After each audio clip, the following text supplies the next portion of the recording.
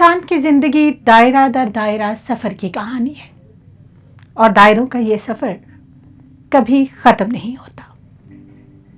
کتاب کہانی کے آج کے پروگرام میں ہم بات کریں گے 21ویں صدی میں سامنے آنے والے ناولوں میں سے ایک اہم ترین ناول دائرہ پر۔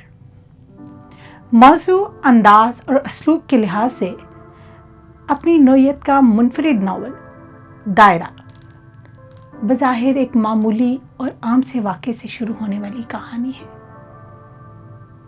ایک ایسی کہانی جو دھیرے دھیرے اپنے پڑھنے والوں کو اپنی گرفت میں لے کر نت نئی حیرتوں اور مسرتوں سے ہمکنار کرتی ہے۔ دائرہ کی جو تخلیق کا عمل ہے وہ ایک دلچسپ واقعے کے ساتھ جڑا ہوا ہے۔ میں ایک ادارے میں کام کرتا تھا، تو تقریباً کوئی ایک دن کافی رات زیادہ ہو گئی، کوئی 11-12 بج گئے، تو میں جب باہر نکلا تو وہ ایک بہت بڑا پارکنگ لاٹ وہاں پہ ہوتا ہے، جو پارکنگ کا میدان ہے، تو وہاں پہ گاڑی کھڑی رہتی ہیں، لیکن اس وقت 12 بجے وہ خالی تھا۔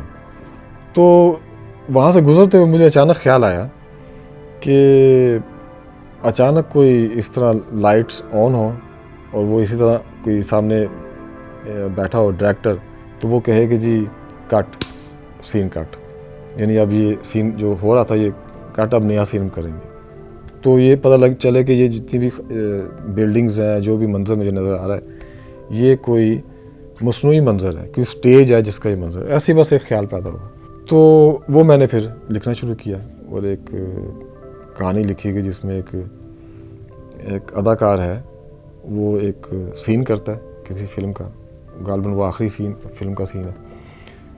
تو اس کے بعد ڈائریکٹر اسے کٹ کرتا ہے، تو لیکن وہ جو اداکار ہے وہ کہتا ہے جی کہ میں تو اداکار نہیں ہوں، میں تو واقعی وہی ہوں جو اس میں کردار جو تھا۔ تو اس طرح سے ایک جو یہ کریٹو obsession والا معاملہ ہے وہ پھر اس میں کہانی میں داخل ہوا۔ یہ ایک ایسے کردار کی کہانی ہے جس کا ذہن، ساتھ اور زندگی دائروں میں الجھ کر اپنی شناخت کھو چکے ہیں۔ یہ ناول ایک تہذیب کی کہانی ہے جس میں لاہور شہر کے گلی کوچے، بازار، باغات اور عمارتیں اور دیگر جگہیں بہت مختلف شکلوں میں ہمارے سامنے آتی ہیں۔ پورا کا پورا جو ایک کائناتی نظام ہے وہ سرکولر ہے۔ تو دائرہ جو ہمیشہ سے مقدس مانا جاتا رہا، لیکن میرا اپنا ذاتی بھی خیال یہ ہے کہ ہر چیز دائروی ہے۔ ایون میرے اپنے تجربات جو ہیں، تو یہی تجربات ہمارے بزرگوں کو بھی کس نہ کسی صورت ہوتے رہے۔ عمر کے وہ فیزز جو ہم نے گزارے، ہماری پچھلی نسل بھی گزارتی رہی اور ہماری آنے والی نسلیں بھی گزاریں گی۔ دائرہ لا مختتم ہے کیونکہ اس کا کوئی اختتام نہیں ہے، اور یہی اس کی خوبصورتی بھی ہے کہ وہ جہاں ختم ہوتا ہے وہیں پہ پھر شروع ہو جاتا ہے، تو اس کا اس لیے کوئی نقطہ اختتام نہیں ہے اس طرح سے۔ اس ناول کے مصنف نے ناول کے کرداروں کے ذریعے دور جدید کے انسان کا مسئلہ اٹھایا ہے۔ وہ انسان جو کئی چہروں اور دائروں میں زندگی بسر کرتے کرتے داخلی کرب کا شکار ہے۔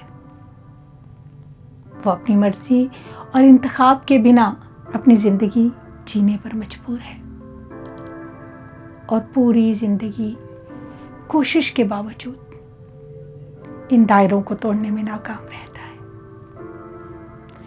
اسی دائروی حرکت سے پیدا ہونے والی اکتاہٹ و بیچارگی اس ناول کی کہانی ہے۔ جو کہانی بن گئی اس میں ناول میں، وہ یہ بنی کہ آپ جو کردار ادا کرتے ہیں زندگی میں وہ ملٹی فیسٹڈ ہوتے ہیں، یعنی کہ ان کے کئی رخ ہوتے ہیں، کئی اس کی صورتیں ہوتی ہیں ان کرداروں کی جو آپ طے نہیں کرتے۔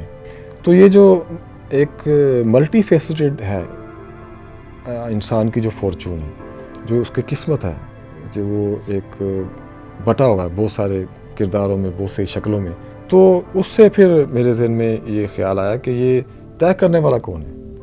کوئی نہ کوئی تو آپ کے اندر بھی ایک، اس کو آپ مقدر بھی کہتے ہیں کہ یہ مقدر طے کرتا ہے کہ آپ نے کیا کیا کردار ادا کرنے، کس طرح کرنے۔ ایک ایسی الجھن، ایک ایسا دائرہ، ایک ایسا سفر جس کی کوئی ابتدا ہے اور نہ کوئی انتہا.